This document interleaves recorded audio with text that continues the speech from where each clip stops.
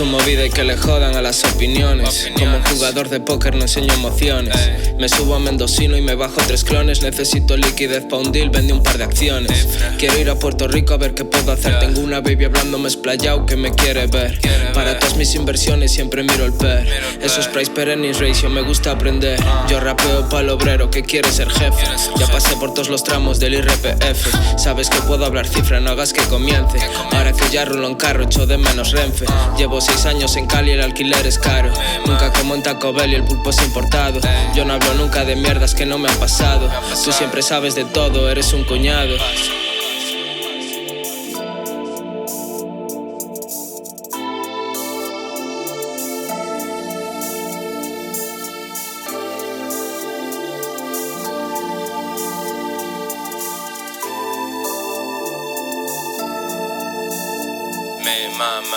Bancos en el extranjero como debe ser. Este estilo de vida lo hay que proteger. Si me congelan las cuentas sé lo que hay que hacer. Los huevos en la misma cesta se pueden romper. Me gustan los zumos de frutas al anochecer.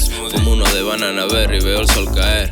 Ya sabe llegar sola, no la hay que traer. Igual si vivieras más cerca fueras mi mujer. Quiere que piense más en ella y no tanto en dinero. Sé que no follaría conmigo si aún fuera plomero. Por eso siempre me aseguro que yo voy primero. Soy un gallego de mundo y aún no lo vi entero. Antes que estabas pegado no reinvertiste mierda. Siempre tarde mal y arrastras, ya nadie se acuerda. Nací en Villa en el 90 y crecí en Pontevedra. Luego me hice americano, ahora escupo esta mierda.